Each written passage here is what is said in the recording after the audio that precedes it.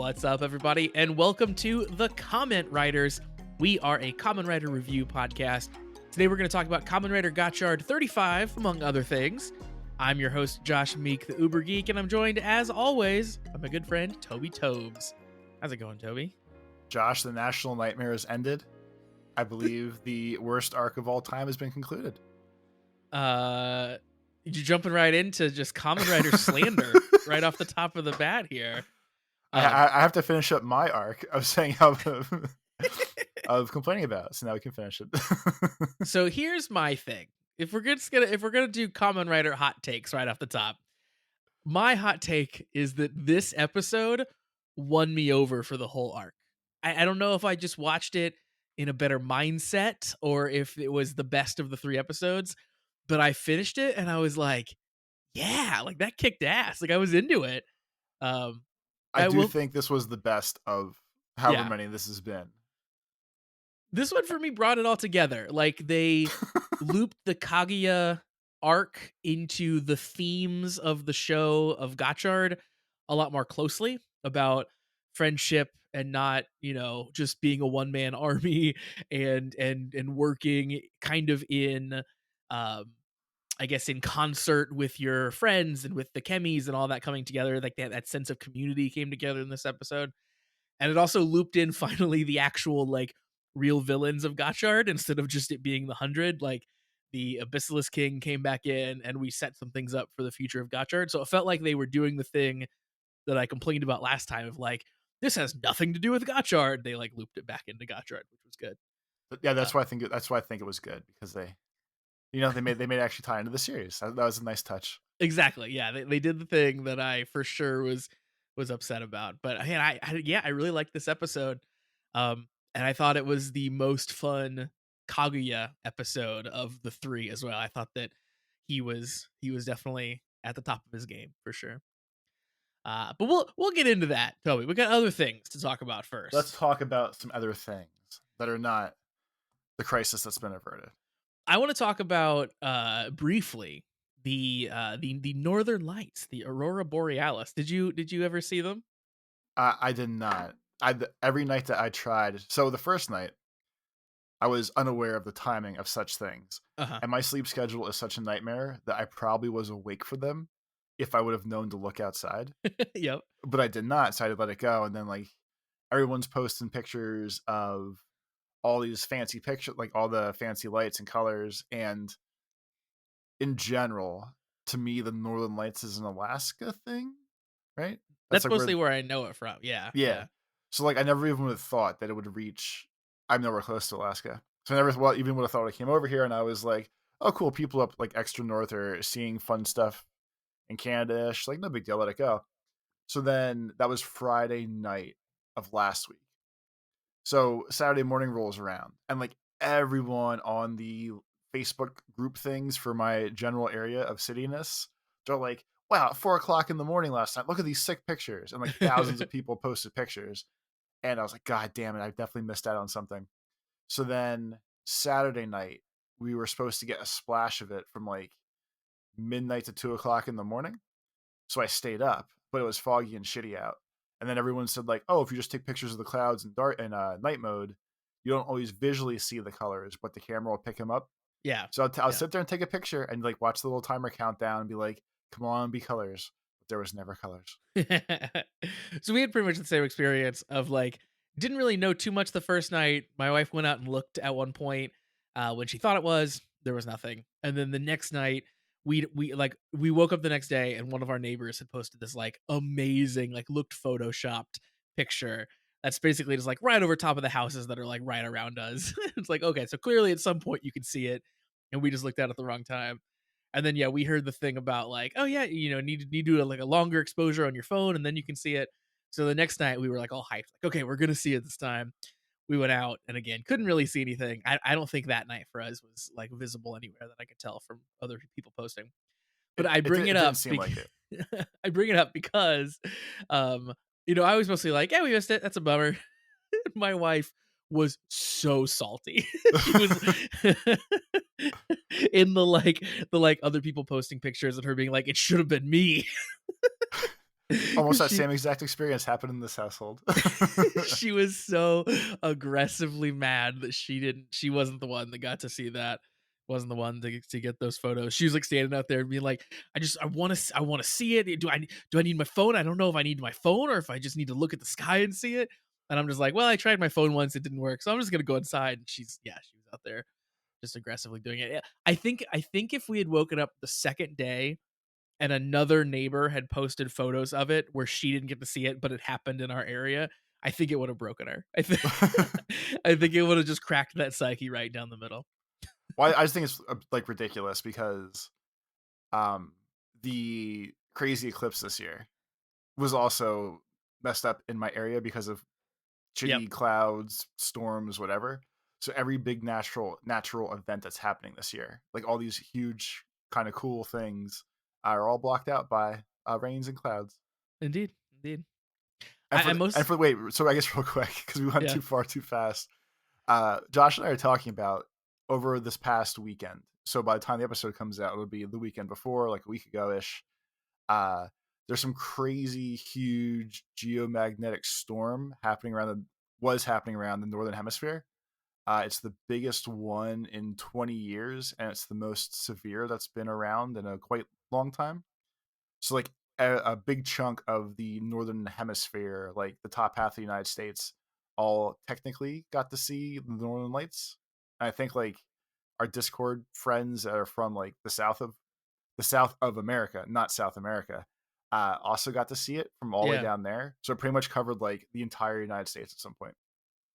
yeah. It went super, super far. It seemed like it was pretty universal, yeah, across the board in our country to see it, which was it was cool, except when you don't see it like we did. See, like I go back and forth on it because I'd be happy, like if I took a cool picture, I'd be all proud and be like, "Oh, look at the cool picture I took." But so many people took pictures that at some point I'm like, any sort of weird e clout I want to try to catch off of this. I would never, it It's just wouldn't gone. make a difference Yeah. because like everyone did it. And then the other half of me was like, much like the eclipse, I know people are gonna post 20 times better pictures or videos than I ever will.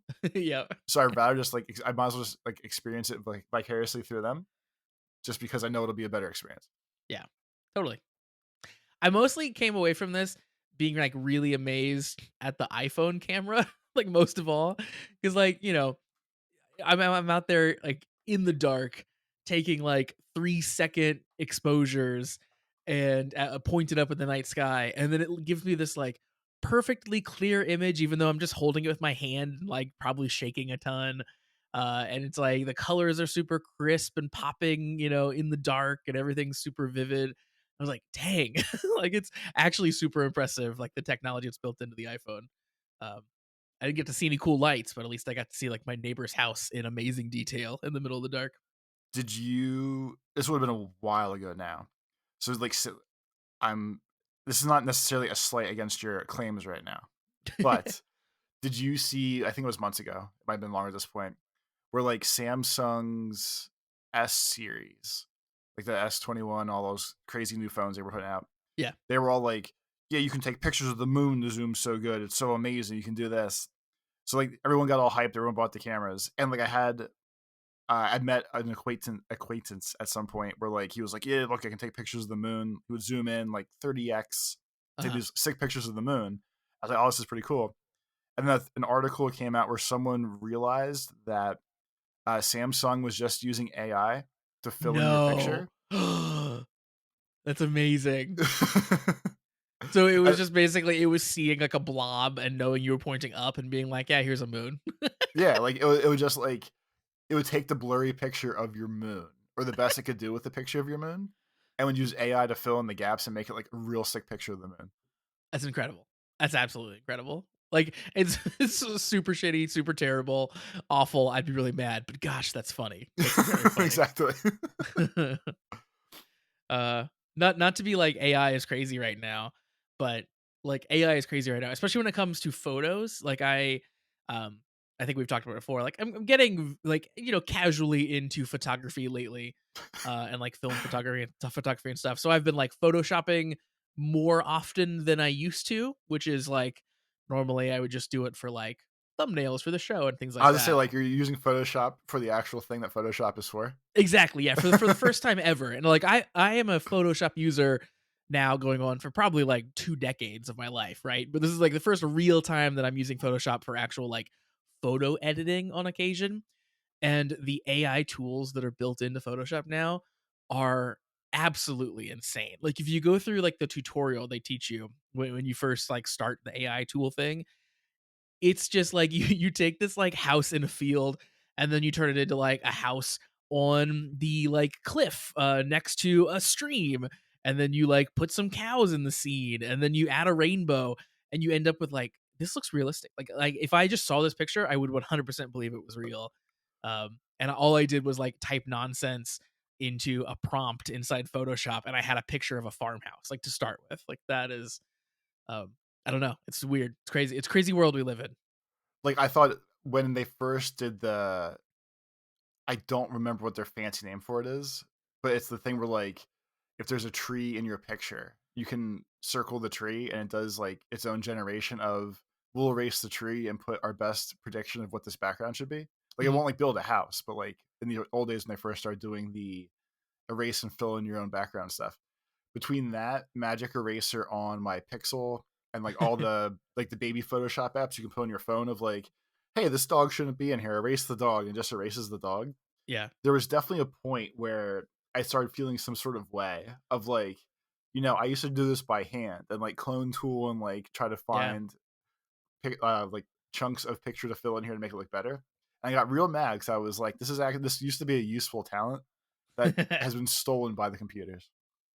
I mean, it's crazy time saving. Like, if we talk about the, using like the thumbnails for this podcast as an example, my general approach is like finding a still photo from this episode we're talking about, like the Common Writer episode we're talking about, and then using again an AI tool to remove the background of that photo, so I'm left with just the main character, and then dropping it into my pre-set up template. So all the thumbnails kind of look the same, but have a current image on them. And all I'm basically doing is dropping that image in, changing the text so it says, the current episode name, and then like I'm done. So that process for making the thumbnails for these episodes takes me, I don't know, maybe 10 minutes total.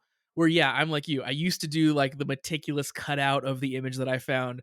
And if I had to do it that way, a thumbnail would take me probably an hour. So like the fact that I can cut that down from an hour to like 10 minutes max for the two different thumbnails we do um is crazy. But yeah, I'm the same way with you of like in my head it still is a world where you have to do all that manual work, and like in my head the extent of like AI that you can do in photo editing is like a really crappy like removing the power lines, but then your sky still kind of looks a little wavy where the power lines used to be. And it's hard sometimes to reconcile with like what reality is of just like no, the things you thought you were good at is literally just automated now, and like the faking and stuff that you can do looks indistinguishable from real life. Because yeah, like so sometimes you get there, it's like, wait, I this was me, I could do this thing, then now it's just literally a click of a button. Yeah. It's a wild world. Wild world. But I do appreciate that I don't have to spend, like, an hour on thumbnails, which is nice. Yeah, I mean, obviously, like for anything that's it's actually useful for, it's a huge time saver and perk. Yeah. Toby, we have an important announcement that I wanna say right off the front here. You and I, of course, have a Patreon, patreon.com/the comment writers. $3 a month, you get all kinds of bonus content from the two of us. We basically a lot of times that's the main offering, I guess, on the Patreon is bonus content, is what we call a watch and react, which is kind of mystery science theater, but for tokusatsu. So right now we are watching through Boon Boomjer. So we're kind of up to date on that and really liking it a lot. And we've been watching through another Kamen Rider series each week. In addition to that, we have been watching Kamen Rider Xaid, and we're about to finish Kamen Rider Xaid. So, thank you for the well timed gasp. So, as we come to the end of Kamen Rider Xaid, we need to pick a next series to watch, a next Kamen Rider series. We previously watched Kamen Rider Black Sun, then we jumped into Xaid. Anything else is on the table from that point, as long as it isn't, Geats or Gotchard, which are shows we've also watched there. So we need to, We should watch Geats for the watch along, like the new yeah, Blu-ray the up-res graphics and just our thoughts through it again. But yeah, people get to hear like what we're saying as the episode's airing. So like maybe there's cause there in like 5 years or something to rewatch Geats, but probably not right now. I'll say. but no, so Um, we're gonna have to rewatch Gotchard in like 5 or 10 years, just so yeah, when we watch that episode that had the ghost town, that the director was like, everyone's gonna remember this episode with the ghost town. I'm yeah, gonna keep hammering home because now that quote's gonna stick with me more than the episode would have, and now it's gonna be a running gag. But we should go back and watch that great episode. we should. I had already forgotten about that. If you hadn't brought it up again, I would have never ever thought of that again in my entire life.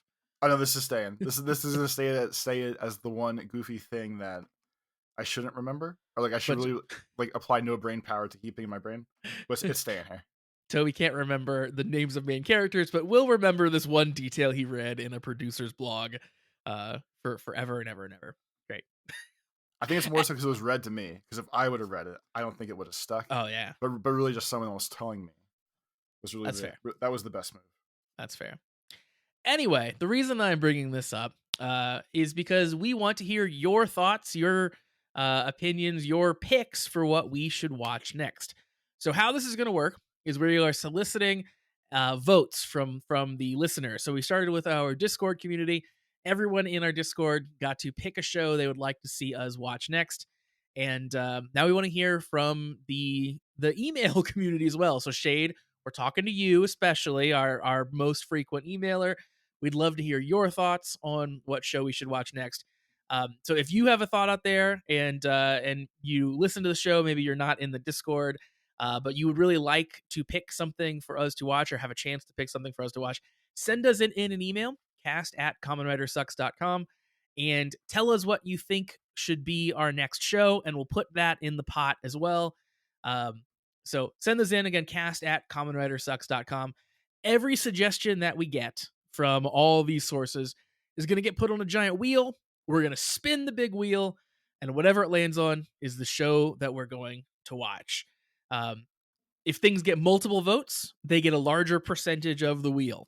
So let's see. We've got some large chunks for Kamen Rider O's. I know. I think there's a couple There's for definitely a bunch for Ghost because I threw my vote in for Ghost as well as others have. yeah, we've got at least two or three, I think, for Ghost so far. But yeah, like I said, doors wide open. You might throw something out there that's a dark horse with only one vote, and it comes up on the wheel. So we'll see. But if you would like to, like I said, have a voice in that wheel spinning, get those emails in kind of soonish as when you hear this, because we're going to be doing that spin in within the next, I'd say, week or two probably. And send those over to cast@commonwritersucks.com. So speaking of the Patreon, speaking of emails, let's jump over to talk about emails. Toby, again, cast@commonwritersucks.com. We got an email this week, of course, from our friend Shade. Shade just sent us in an email about basically the finale of Xaid, speaking of us finishing up Xaid. So I'm not going to read that now, obviously, because you and I, at the current time of recording, have not watched the final episode of Xaid yet, but we will soon. And Shade this week says, "Holy crap, they actually said gorgeous gotcha in this episode." Shade says, "Hello, everyone. It's me back again for another episode. I've also just written an email for the finale of Xaid earlier, so be sure to check that out once you finish the series. The email contains a lot of interesting stuff like my thoughts on Xaid, what's next for the series, and what the heck is The Outsiders." Shade links us the producer's blog for this episode, and there's some interesting things there, which we'll get to in a second. But Shade says, "Now to address Toby's accusations towards me last time." Did I do accusations? You did some accusations. Okay. Shade says, "It wasn't that I was out of Gotchard before all the legend stuff. I still watched every episode twice, and I still find myself enjoying most of them. It's just that throughout all these episodes, I don't really have any super interesting thoughts about them. Like, I had fun, don't get me wrong, but I'm not exactly hyper focused on the show. Plus, now that the producer's blog is being translated, there's very little trivia that hasn't been covered, so there's even less things for me to say. Not to mention the fact that I'm a huge Decade fan, so these episodes are right up my alley. Decade is a story of a powerful but flawed individual going on a journey to other worlds to find out about himself and where he belongs while learning about the spirit of the common writer of that world. Sound familiar? Because that's exactly what happened here with Kaguya and Gotchard. The Legend crossover captured the vibe of a Decade episode so well that I can't help but to love it. There's so many cool little details that you can catch, like the fake Eternals blue flare glitches, because the blue flare requires 100% user compatibility, but the hundreds copying tech overrode it. Or the reason why Arc 1 was able to easily use 4 cameos at once is because he's literally the embodiment of human malice. Plus, Seiichiro Nagata seems like the sweetest guy ever, so I'm glad that we got more of him. I understand why you guys didn't enjoy these past episodes so much. It really does feel like they could be their own thing instead of being in the series. From the producer's blog, it seems like another reason they did this is because this is usually the point where Kamen Rider shows slow down a bit because of Golden Week and such, before It ramping it up sure again did. before ramping it up again for the climax in June. Usually, the other series either make random stuff, which is probably what we would get if they didn't do Legend, or the plot would just slump and drag for a little bit. So Which instead it of letting sure did. so instead of letting things go slower, they decided to bring Legend in to create more hype, I guess. Personally, I think the fact that Legend has nothing to do with Gotchard plot is a good thing because at the end of these episodes, can be seen as just more Gotchard randomness, but with more common writers this time, so that people who don't watch this can skip if they want. I saw Josh mentioned the last time that maybe Legend should have fought Gotchard's villains or something, but in my opinion, I would hate it if Legend interfered with Gotchard's story. Making these episodes not affecting the story is for the better. I would say Legend did interfere with Gotchard's story, just for the record. I'm gonna keep doing this. I mean, like I'm half screwing around at this point, but you know. I think this episode he did, and I liked it. So it'd be interesting to hear Shade's thoughts on this last episode as well. Like if Shade thinks this episode is good and likes the fact that the Abyssalisk King kind of came back in and sort of wrapped it around. Because yeah, clearly that was the part that I really liked here. I think Shade has a great point here though, that like this does feel like an episode of Decade where like if this was the Kamen Rider Legend show, it feels just like an episode of Decade, where like Legend's the main focus, but he shows up in this world and like doesn't really understand it, doesn't really know what's going on, kind of wanders around angry for most of the episode. That's really the pretty much what happens in every Decade episode. Um, and then eventually he figures out, like, okay, this is what happens here. This is what this guy's all about. This is why he fights. Uh, so yeah, I totally get why a big Decade fan would really, really like this whole vibe. If you said that a little more sarcastically, that would have been like a sick burn. Just just for the record. Well, I like Decade too. I wouldn't say that it's my like favorite series that we've watched, but like I don't mind it. So like I don't mean it as a burn. I'm not intending it as a burn. No, I don't think you were. Okay, Like I think you said it very nicely and correctly and everything else. I'm just saying that if you would have said it it like, could be. well, as a Decade fan, like you would like this show. Like that was the perfect.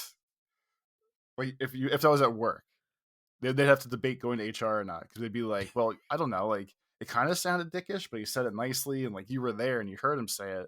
And I can't really like confirm that he was giving me shit, but like it kind of sounds like, don't you think? And no one really know. It's one of those great things where if you write it down, it doesn't sound bad, but you had to hear the intonation. Where if I was like, "Listen, Toby, that's great for you. Exactly. That's just so great for you." But really, I could be like, "Toby, that's so great for you," and you don't know which version I said. I just You don't know, know. you just don't know. I'm taking it the worst way possible because that's what I always do. I Of course, automatically because if I was doing it, I know it'd be full of sarcasm and like jerkness. yeah. So I read every email that way. I think it's important to come into every interaction just fists up, ready to fight. I find that assuming negative intent is really the best approach Yeah. in all walks of life. Um, Shade has one last line, Toby, which I think maybe is going to be Shade's answer to our question of what Kamen Rider show we should watch next. Shade says, "Finally, this is a message to Josh and the patrons. Get Toby to watch Kuga. Imagine how funny it would be to hear Toby's hater energy over a show like Kuga, LMAO. That would be hilarious.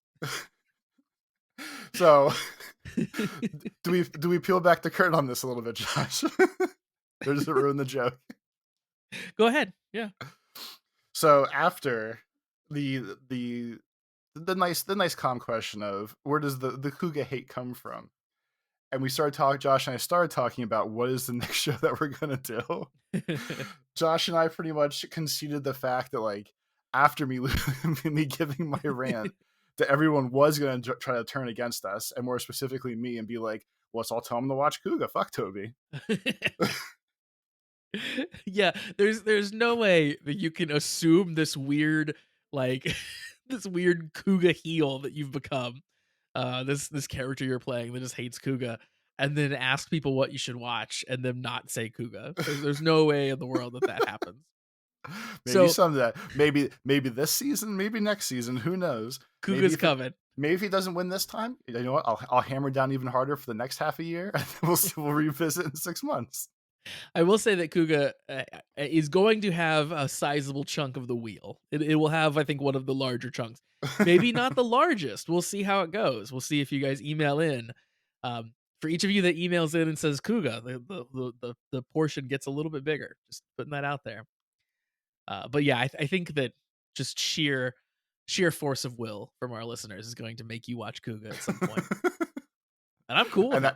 that's the way it should be. You know what? If that's if that's what the people want, if they want me to, if they're gonna hammer down on me and I have to hammer back down on Kuga, you know, here we are. Let's see how it goes. I find that the true podcasting is just mutually assured destruction. Just between the listener and the podcast host. Just if they could just make each other as miserable as possible, that's just a win for everyone. Pretty sure that's how that goes. Toby, that is going to do it for emails. Again, if you would like to send an email in, cast@commonwritersucks.com. We'd love to hear your everyday emails, but also email in your pick for our next Common Writer series watch. And speaking of the watch, again, patreon.com/the comment writers for all of our bonus content for just $3 a month. Go check that out. We'd love it if you would take a little gander there. And Toby, without further ado, let's jump into the detailed discussion here of Kamen Rider Gotchard episode 35. This is the big finale to the Legend arc.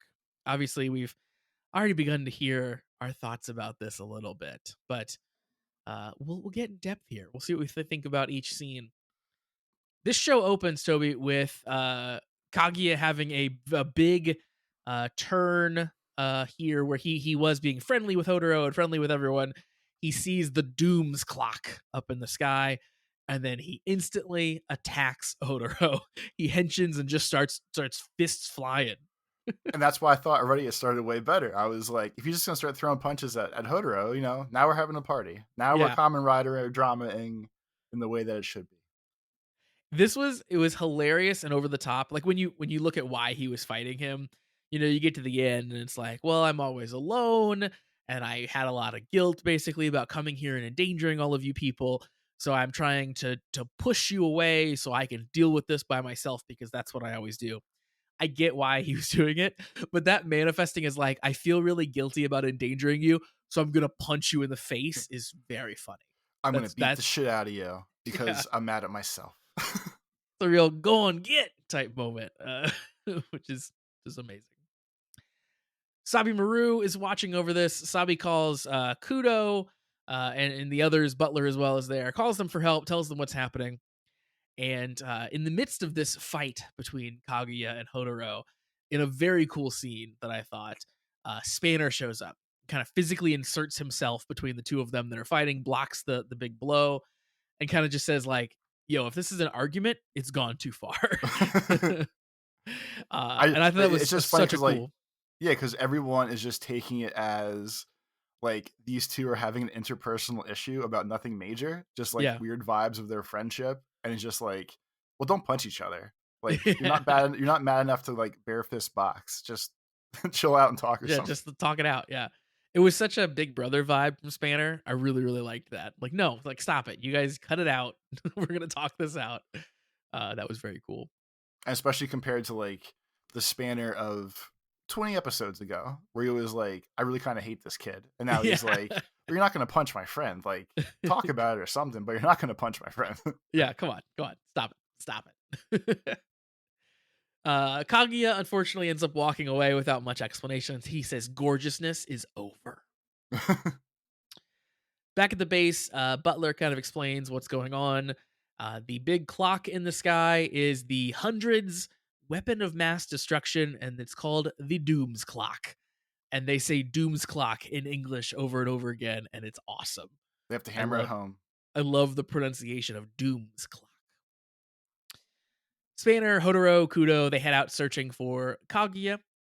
And at this point, we get to see the Abyssalisk King, Toby. Gigist, the Abyssalisk King. He basically like resurrects Saigetsu, kind of our villain from last episode. And, he's got a lot of malice inside him. And Gigist basically like turns him into amalgam, kind of like makes him do his bidding. And I My liked this a lot. Yeah, like the vibe is very cool. My question, starting now ish, and I can't figure out offhand. I'm trying to click back through the scene. I have vibes, or something gave me vibes of like, is the OG Abyssal Sisters dad boss guy? Is he in the hell costume? Like, is that like his henshined robot, whatever form? And I don't remember um, what made me think of that, but like that seems like that could be like a later down the road surprise twist of like, hey, we beat his ass, and now he'd like turn into the Hell King himself. Oh, you think the dad's in he is the Abyssalisk King? Yeah. Could be. Yeah, could be. That'd be interesting. Uh he certainly is a bad dude because he was willing to destroy the entire world here. Well, there's no reason not to. No We got reason not to, he says. yeah, like go for the clean wipe as always. Let's start fresh. There's all these damn kids and chemis running around. I Let's think go he someplace else. yeah, I think he actually says that exact thing at some point. He was like, "Well, if I have to tear it completely down to rebuild it, so be it." Which is a very cool bad guy thing to say. Uh I think at one point he says, but let the abyss engulf you." yeah. Which obviously, if he's the abyssal king, that makes sense. Of like, well, yeah, he would want the abyss to engulf you. And I don't remember his name, so that's why I keep saying Goldman or whoever else. But they kept saying like, let the gold, like golden, Yeah, the envelop you or whatever it gold was. envelop you. Yep.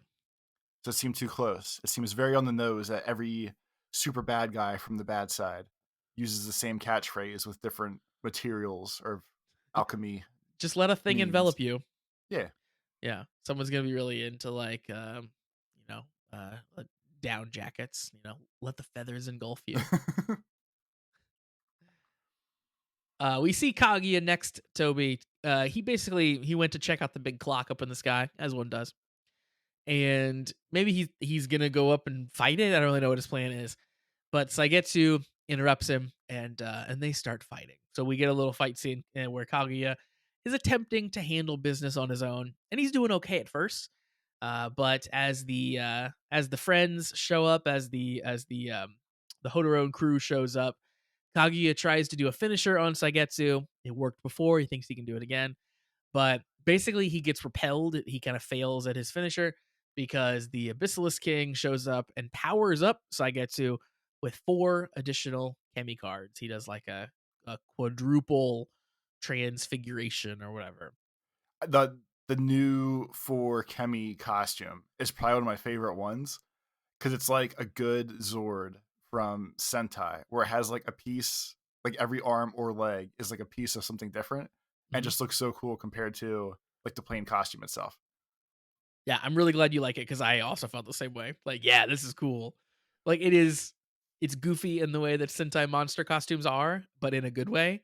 And yeah, it's just each of them has like a section of the body, and it's just big and bulky and silly looking and fun. Yeah, it looks really good. And the one thing I thought about during this fight as well, uh, I feel like Hodor's missing out now. Now that I think about it, because Legend has his own card to henshin into him, and Yeah. is but Hodoro has to use Kemi's. So Yep. like it must be pretty cool. You have like your own trading card, and you're like, yep, I'm gonna turn into me. It's very on brand for Legend though. That is also true. Fits pretty well. Because Kaguya can't defeat Sagetsu, the others henshin and join in the fight. But eventually everyone gets beaten down enough that they have to teleport away. They bring Kaguya with them and they head back to base. So And the one thing I noticed with this, uh, and I know it's obviously the point of it is it has to work for the TV show, but when the episode started, there was 10 hours left before the world got blown up. When the yeah, fight started, they were at 9 hours. yep, When they teleported back to the base and they were just talking and bullshitting, which I'm like, obviously the show timing is it's the next scene. Even if you're gonna say like, oh, they went back and hung out for a little bit and then talked about their next plan, we'll give it 20, 30 minutes, whatever. But the clock was now at 5 hours. So yeah. they fought at 9 hours. They had they were talking still at 5. So they burnt 4 hours somewhere in there between teleporting back to base and when they decided to go back out and fight again. And then it gets even weirder, or even funnier, because then there's the implication that Kaguya wastes like 4 hours in his bath and just like fucking around. Because I think when he goes out to actually like do the fight, there's like 50 minutes left. That was so going through my notes because after I noticed those two, I would just vaguely watched. But yes, like the next time there is a fight or someone dealing with the end of the world clock situation, it's down to like 40 minutes. Yeah. So they burnt like 9.5 of their 10 hours just fucking around basically. Yeah, just talking, just hanging out. I really like the idea that they introduced a 24-hour clock with 0 stakes, so much so that the majority of the time spent is literally just wasting time on purpose. Like, like nothing happening, as this timer just ticks down. It was one of the lowest stakes. I know the stakes technically are high as far as the storyline goes, but as far as like how it's visually presented to the viewer, the stakes couldn't be lower. Like I can't think of another time where a show or a movie has presented a 24-hour countdown clock and has have made it that nonchalant feeling. And it's funny because like the timer, like my whole time rant, if that's what we're gonna call this, it just made me think of like the actual TV show 24. And like Yeah. the whole, if you never watched it, it's I guess old now. The whole vibe was it was 24. It was like the main character was basically had like the 9 worst 24 hour days, like pure days that anyone could ever ask for. Because each episode was an hour real time, and each Yeah, like season had 24 episodes, right? yeah. So like between their whole thing was, but for each commercial break, they'll just show the clock ticking off time, like going in and out of commercials, and like the time would be correct. Like it'd be like, oh, we're 18 minutes in, blah blah blah. Going in the commercial, coming back out, it'd be like, oh, it's 5:21 now. But like it's actually like, at least to me, in a lot of media, it's always fun to think about like, oh, they say you have 3 hours to do this, and they however they cut it, like they wasted 10 hours tonight and stuff like that. So like all those things are just always interesting to me. Of like, if we're gonna play with an actual time or a date or a thing, how like strong or how fast and loose, I guess, are they going to play with the actual timing thing? Yeah. So 24 was actually always cool to me because I was like, they're literally just doing this in real time. Like we're just watching the show, and they're not like, oh, it's been 2 weeks and he's still being tortured. It's like, no, it's been like 2 episodes, so like 2.5 hours, and like he realized this shit's going bad. Like we need to move here, kind of thing. In 24, I never actually watched 24. When they go to commercial and it's like real time's happening in commercial, did they often have to like come up with a reason why nothing was happening on screen of like, oh, like whatever his name is, like the 24 dude gets tied up and he's going to spend 3 minutes in commercials trying to untie himself or anything like that?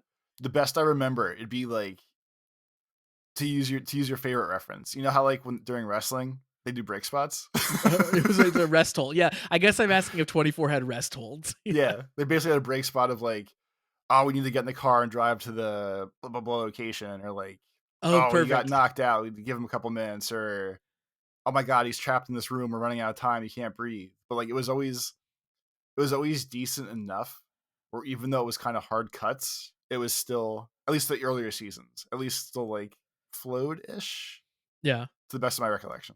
That's pretty clever. Just yeah, like that one example you said of just like, oh, he got knocked out. I can imagine cutting to commercial break and you're knocked out, and then it comes back and you're just like shaking your head, being like, "All right, let's get back to Yeah, it's it." easy. That's great. I hadn't really so again, not having watched 24 now, my brain's just reeling about the show.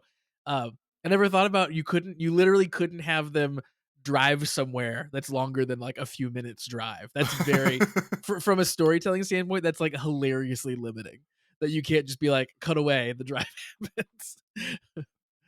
Oh, that's awesome. I might have to watch 24 now, is what we're what we're maybe Oh finding. no. All right, so apparently it was 9 seasons. So just keep that in mind before Yeah. you dive down the hole here. I do need a big long series. I've been sort of floundering. I've been rewatching The Office for some reason, so I've been looking for something long to get into. So maybe this fits the bill. This might fit the bill. Toby back at the base. Kaguya tries to leave again. That one Um, was your own fault. You took it deeper than you had to. I did. You're right. I often am my own worst enemy, both on this podcast and in real life. Toby, that is how that works. This is where we really dive into I'll say the core of the conflict, a core of the interpersonal conflict that's happening here, and really kind of the thesis of these whole 3 episodes, where Kaguya is gorgeous, has always been gorgeous by himself, has always worked alone, and now thinks that he can handle this problem alone. And Hodoro literally is giving a "this does not compute" response to that. um, Like, instead of like trying to pitch people on like Chemis are our friends, or like one of his other speeches of like his pure goodness of like, no, we can just be friends, like with the Abyssal Sister last week of, no, but I don't know why we're fighting. And yeah, she's like, because I fucking hate you. Like, you're stupid and I hate you. And he just looks and nods and he's like, yeah, okay, maybe someday. And like, it's just that it's that same vibe of like puppy dog, puppy dog eyes, totally. lab of, oh, but no, like, what do you mean? You don't hang out with friends. You don't do things together. Like, that doesn't make sense to me. Like, why don't we just hang out? Yeah. What do you mean? Clearly, you have friends here. You'll get help with from your friends. Uh, Kaguya doesn't accept that help right off the bat here. Instead, he goes and he takes a gem bath in maybe my favorite scene in this episode. We saw this in his little mini series, of course, but he likes to take nice long baths in just a tiny, not tiny, a huge bathtub filled with gems, precious gems. Um, Great parts about this scene. He asked if Spanner wanted to join him. It's great. He said, "You want to get in this bath too?" Dude, that was hilarious. And then Spanner says Toby that he just came to warn Kaguya that Hodoro doesn't give up that easily. Basically, he's gonna wear you down. You're gonna be his friend, and you're gonna accept his help. And listen, it's better for you if you just go ahead and give in now because he's gonna wear you down eventually. He's gonna keep bugging you. Like, he will not stop trying to be your friend. So really, for everyone's sake, so we don't have to hear about it for next couple weeks, whatever. Like, just be his friend. Just say, Yeah. sure, we'll hang out sometime. You don't really have to do it, but just tell him you'll hang out sometime. I love that that is a scene that's advice given by Spanner too, because clearly, like speaking from experience, like this stupid kid, I thought I hated him. Here we are. Just come on, just I know how this goes. It's very good. Spanner walks off. The two of them are left, meaning Kaguya and Sabi Maru, and I really loved this exchange. Again, this I think this is also very very good where Kaguya basically talks about keeping treasures safe. He likes to lock them away. And he asks Sabi, "How do you keep your intangible treasures safe?" And Sabi basically tells him, like, you keep it close, you support it. You might find yourself in conflict with it, but you carry it anyway. And he says, "I learned this from my friends at the academy." And you know, obviously that's a little on the nose, but I thought that was a cute little scene where it shows Kaguya kind of like mulling this over while he's taking his gem bath. Also, as part of the greatness of that whole scene, Hodoro was just watching all of them from the shadows, from wherever they were, and just watching his buddy take a gem bath. So I don't know how long he was there, if he's gonna wait until he gets out of the tub, talk to him, like, I don't know how it's working here, but he was definitely creeping in the shadows, watching what was going on. He did, yeah, in very, very cartoonish style. And we know that he didn't talk to him then, so he must have just stared at that 3-hour long gem bath, just being like, "I'll get him. I'll get him." Because the next time that we see the two of them pair up, Toby, the fight's about to start. Kaguya is about ready to start fighting. Hodoro shows up, and basically, Hodoro tells Kaguya that, "Hey, listen, I won't stop you from fighting alone, but I'll fight alone too. I'll just do it from standing right beside you." Yeah, like, it was so absurdly pure Hodoro vibes, like, that's Yes. the thing, he's like, "I accept who you are, and I'll respect that, and, I'll fight by myself too. Oh, but by the way, we're both gonna fight the same guy, so, I guess we're kinda together." Like, we're not, but, It was yes, it was the Hodoro vibes, the Hodoro just core essence distilled down to a single scene. Like, this is everything you need to know about Hodoro. This is it. Yeah. Two just really, really good. The bath scene leading into that, then when they do that, like, fist bump thing where they, like, hit the sides of their fists, I was like, "I'm in. Here we are. This is it." And it's funny, like, I never one of the things that, for whatever reason, jumped out this time, when they're standing together and they both do their henshins, I was really thinking about it, like, it must take a certain skill to not smirk or laugh on your henshin depending on your person. Like, I know everyone had their own, like, the Geats people were like, "Yeah, we made our own, we had say in it, it's kind of like us." But, like, Hodoro, dead-faced, as serious as possible, has this toy little truck that has a Hopper figure in it, and he's staring like bloody murder at an enemy. And just real slow, he just pops the wings open and pushes little Hopper into the belt and everything else. And I was like, I'm gonna give this kid props because it's so absurd to hold this toy in front of your face and be like, I'm about to become a superhero. Superhero. We're getting serious right now. Like, it jumped out to me this time of all of them of like, this is absurd. Yeah, if you pull that camera back just a little bit, you think about it, you're like, "Yeah, this is ridiculous." Especially that one with the toy train and the little character in the front. It's like if you're being mugged, but instead you pull out a transformer real quick and start transforming it in front of your face. But wait, my Optimus Prime says, "No, I'm not gonna be mugged." The 100 troops show up here, and Saigetsu, hammering home the point, says all of this happened because Kaguya desired to have friends. Hodoro says, "No, this happened because of the hundred's greed."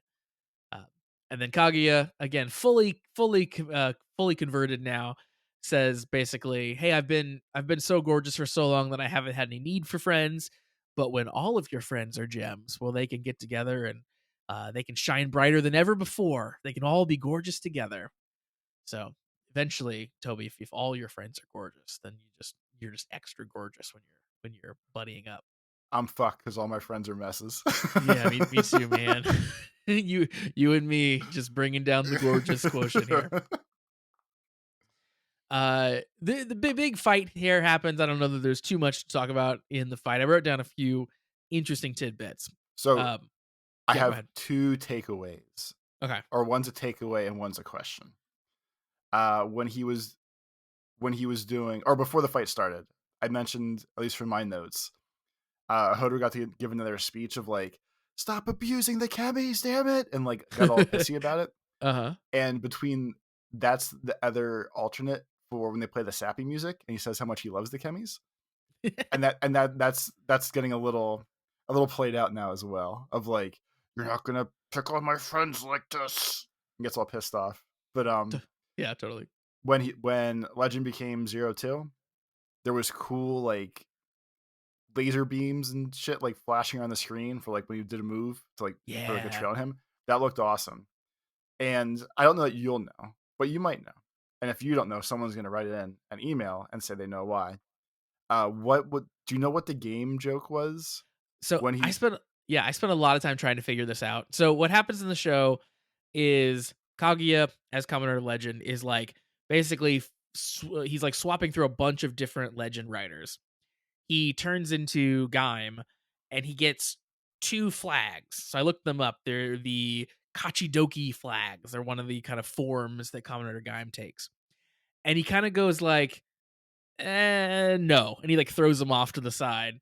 And then he summons a different Gaim weapon, like a bow and arrow type thing, and he uses that instead. Yeah, and I was trying to figure out like, is this a joke I don't get? Is this a reference I don't get? Is there a pun or something? And seemingly like no, unless I'm missing something.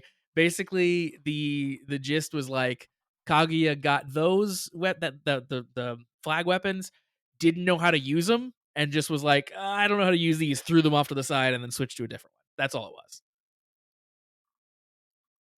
But it's played like there's a joke. It's played like there's a thing that is sort of like a meta humor thing about it.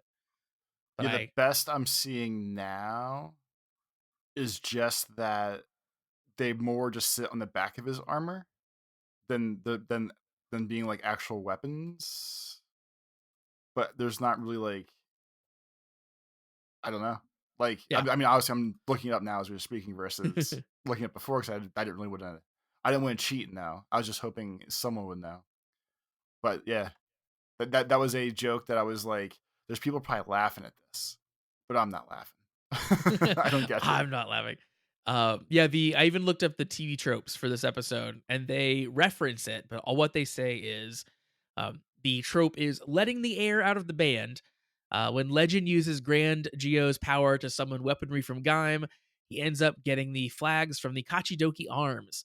The music stops as everyone is dumbfounded, but it kicks back up again when he tosses them aside, tries a second time, and gets the sonic arrow. So it doesn't really explain why everyone is dumbfounded. It just says that it happens. But anyway, that's our investigative journalism there for you this episode. Because yeah, I had written that down and like I said, spent some time trying to figure out the answer to that question, and that's basically all I could find there. But I agree. The 0-2 henshin, and there ends up being 3 Kaguyas during that part, which is cool. Separates into 3 different armors from Kamen Rider 0-1, which was really neat to see. I liked that. He all fought together. It had the cool effects on it. That was neat. And we really got some tributes to a bunch of different writer series. He's switching through a bunch of them. So we get to see lots of different writers, including again, now he moves on and he becomes 3 different forms of Kamen Rider Geo as well. So you get to see kind of like base level, second upgrade and final form there of Geo. And when he turns into Geo, of course, that suit has a bunch of buttons all over it where you can just summon additional riders. And he just starts pressing a bunch of them and a whole bunch of people come out. That was very cool. I liked that too, because it was crazy and over the top. You know who he didn't turn into? Who's that? That Kuga? piece of shit Kuga. He'd already done it. That was the previous episode. So we're moving on now. The other thing to point out, I think, about this fight, Toby, it happened quickly, so maybe you missed it, maybe you didn't notice it. At one point, Hodoro is like shielded from an explosion with like a rainbow banner, um, I, and that is apparently a like hint or tease for the summer movie, because I guess the the suit that Gotchard will have in the summer movie is like a rainbow upgrade. So anyway, that's where that's from. If you were wondering why he suddenly got saved by a rainbow. there's too many movies. There's entirely too much media that keeps dumping out here. I mean, yeah, How will we ever see it all, Josh? it's a big media empire. So yeah, the fight wraps up. It is a very fun fight. So Getsu eventually gets killed with basically 4 rider kicks at once. I think there's like 3 Kaguyas, and then Hodoro joins in as well for the big final blow. And With the stupid logic of, I forget which one said it, but they were like, if he has 4 chemis in him, we need to do 4 kicks at once, or else he's never gonna die. I'm glad you brought that up. I laughed really hard at that watching that, and that is Hodoro, I believe, who has that particular but dim bulb that pops on. Like, out of 4 chemis, it's gonna take 4 riders. Like, what? I don't know if that math works out, but okay, it worked for him this time. After the fight wraps up, Toby, they have a big welcome to our world party for Kaguya. It's very cute. Everyone dresses up, and they got him gold covered cake. it was my favorite part was I could be only because more so like I'm obviously like typing notes as we go. Like the gold sheets kind of look crappy, and Hodor was like, "Here, we got you a cake," and Legend was just like, "Oh yeah, it's all right." And I was waiting for another joke of Hodor can't really cook, even though he always tries. Yeah. But then eventually was like, "Yeah, I didn't make it. Don't worry about it." And then it was fine. And I was just like, "Okay, like we're getting back to."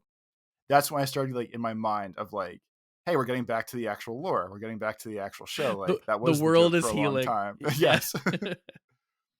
I like turning it on its head, and I liked, Hodor's delivery of like, "I didn't do any cooking here. Like, don't worry. It wasn't me."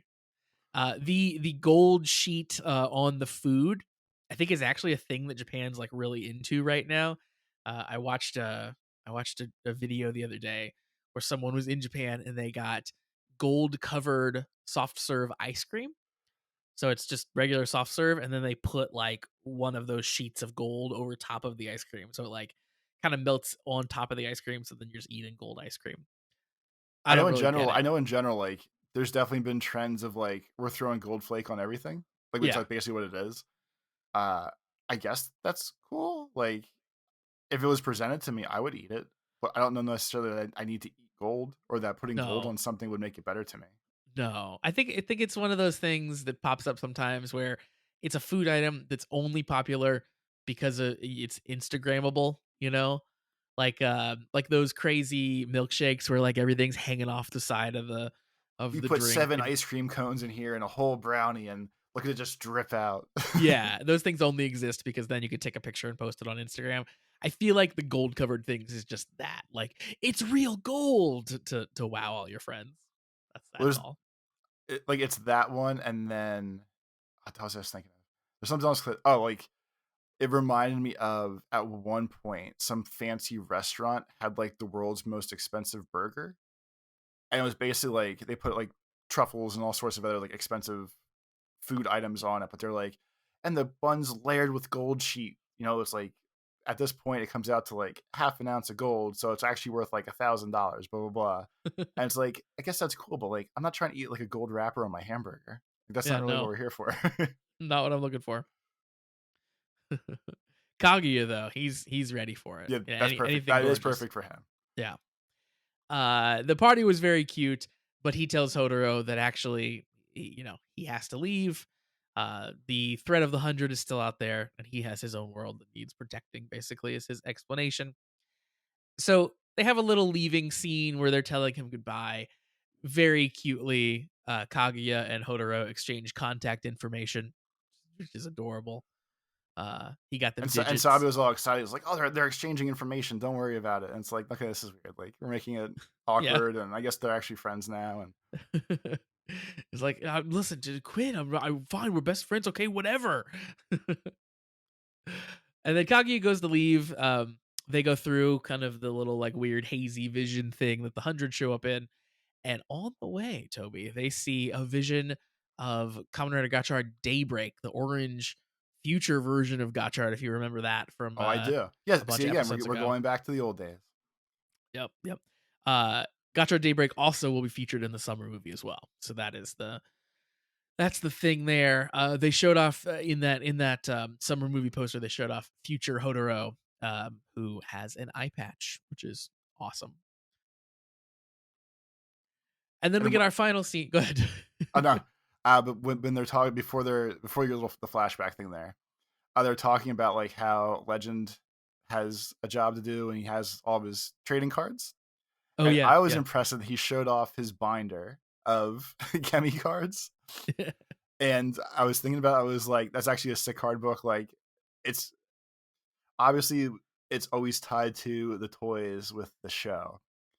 Having an actual and like the cases in the academy are kind of funny because they sell them as like, okay, like sure this works, like sell the cases too. Him having just a book binder and being like, yo, check out my sick cards, bud, Yeah. before he left was absurd to me. And I happened, like I always do, I was looking around online. You can buy that book because the cover is fancy. It's only $80, and it comes Oh. with 3 actual character Chemi cards and it comes with two blanks. And I was clicking back through the scene, and He has blanks. he actually shows off the blanks. And from the collecting aspect of it, sure you want to have all the cards. It seems extra random to me to want a blank Kemi card as an actual human being watching this TV show. Because what the fuck are we gonna do with blank Kemi cards? Well, I mean, like, I get having a blank. It's fun. You could do your poses where you pretend that you're capturing a Kemi and then you swap it out real quick with the Kemi card. It seems good for play, Toby. If you are actually a person who's playing with the belt, I would want to reenact myself capturing a Kemi onto a blank card. I guess that works. I guess that's fair. Yeah. Back when I used to have that somewhat of an imagination as a child, I probably would have done that, but I guess it makes sense. I loved so it's funny to know that that's an actual binder that you can actually buy that the show makes. Because when he like flipped it open and it's literally binder pages like that you could Yeah. buy like at your local hobby shop in clearly a 3-ring binder that you can see where it opens at. I laughed really hard because like it's perfect. Like dude just like, yo, check out the collection.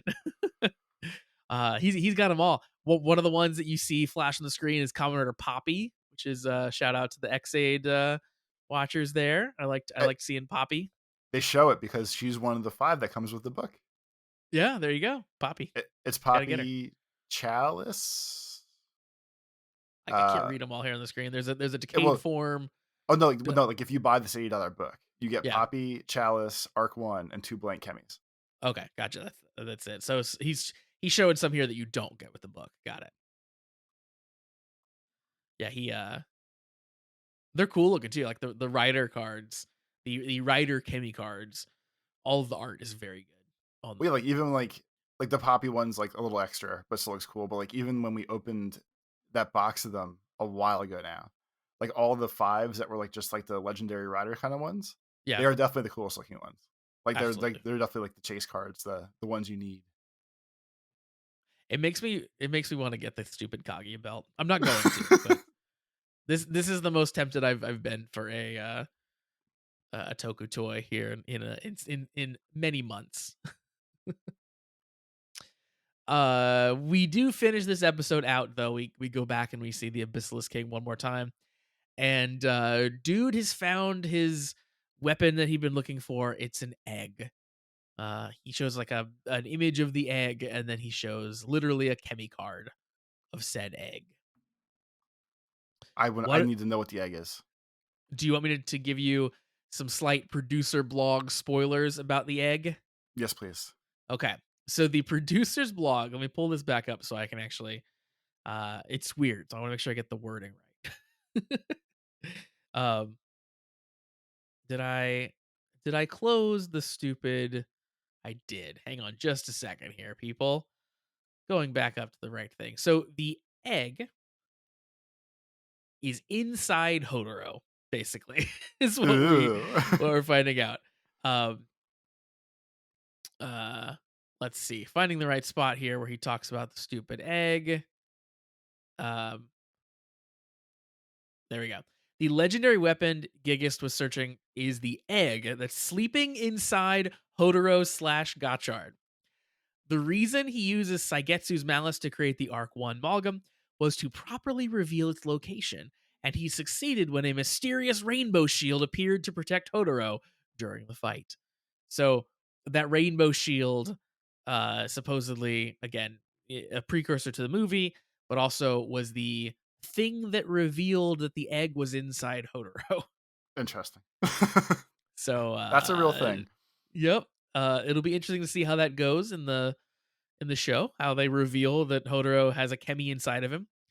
Um, I'm assuming it's actually like a big plot point and goes back to Hodoro's origin, like his dad and stuff like that. I hope that they tie that in that way, but we'll see. I feel like there's no good origin story to explain an egg in a human. I Like mean, what if you were just really hungry and then you accidentally ate a Kemi and then you're like, I don't know, he probably won't die. like what if he fell asleep and like Hopper laid eggs in his mouth because he thought it was safe? Like What if? You're right. What if that? like I'm going in all the dark places. I'm not. There's no like.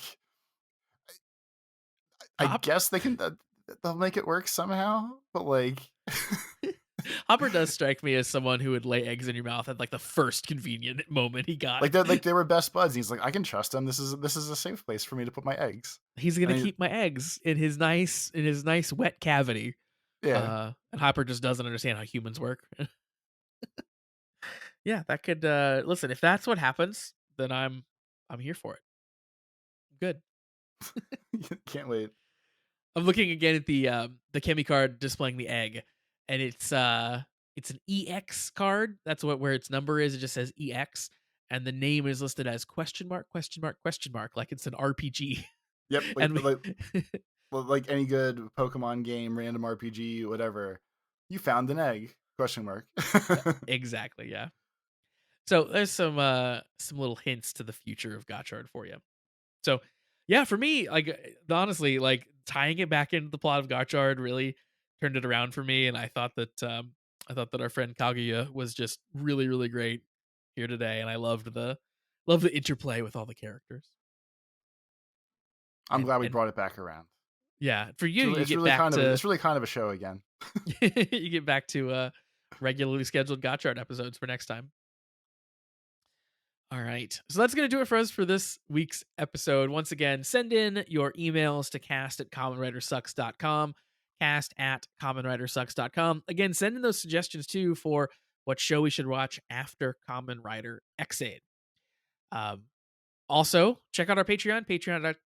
Yeah, I can't talk today. Patreon.com Patient.com slash slash. Patreon.com slash the comment writers. $3 a month. You get all this bonus content that we've been talking about. At this point, it's like 80 some watch and react videos, nearing 100 pieces of content on there. Awesome, crazy stuff. And of course, you could follow us on various platforms when we aren't doing the show throughout the week. Toby, where can the people find you? On Twitter, it's at Life of Tobes, and on YouTube, it's Tobes Plays. And for me on YouTube, it is youtube.com/prettydece. I'm on Twitter at prettydecejosh, and I am on Blue Sky. It seems like more people are jumping over there once in a while. I see new people popping up at meek.lol on Blue Sky. All right. So that's going to wrap it up for us. We'll be back next week, and we'll see just where the Gotchard story goes from here. I'm excited. I hope you are too. And until then, have a great week, everybody. Peace.